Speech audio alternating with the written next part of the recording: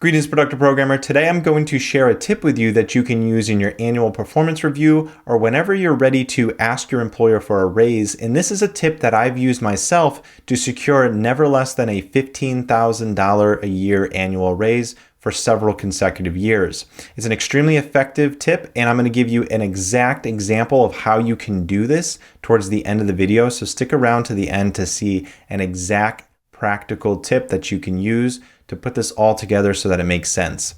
The first thing you need to think about when you're asking for a raise is that you need to quantify your success. In order to quantify your success, you need to think like a business does. You need to think about money and value.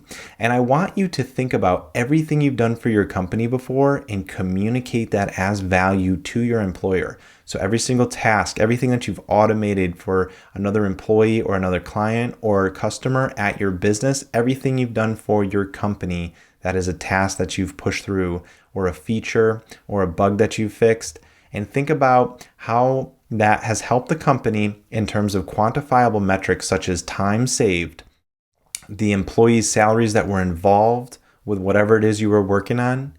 Think about quantifying factors like sales increased, the frequency of the problem that it was occurring.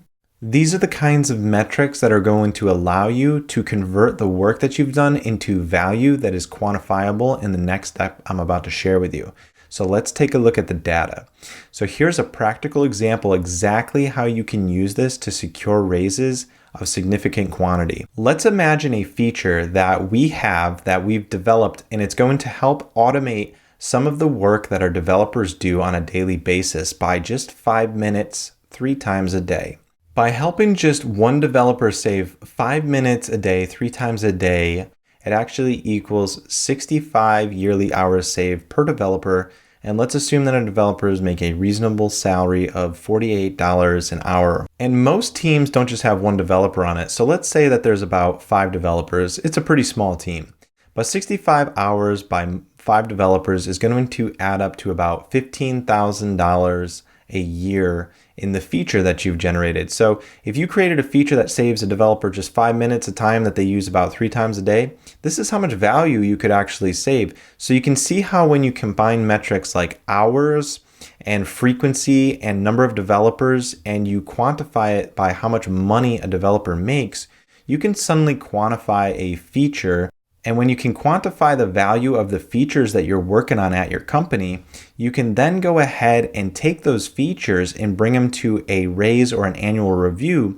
And you can do this and repeat this for multiple of the features, the bugs that you've fixed, the things that you've done that have helped increase sales. And you can estimate the value that you've raised for your company during the time that you last spoke about your annual performance review. So when you go to your performance review, I want you to think about this and bring these numbers to your employer. So I want you to also go ahead and leave a comment below with what you thought about this video and let me know what you think, because at productiveprogrammer.com, I have a lot more tips like this. And I also have additional practical examples in my productivity course that elaborate and explain this more. But I wanted to keep this video nice and short for you.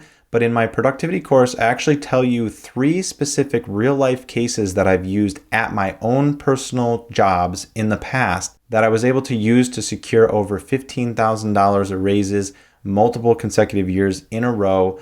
No questions asked. And when you can do this, your employer will actually happily give you more money because then they know the difference between the value you're providing versus what you're really doing and what the bottom line is that you're bringing in. So when you can communicate these numbers to your employer, you're going to have more success securing raises. You'll be able to negotiate more effectively because you'll know the value that you're worth.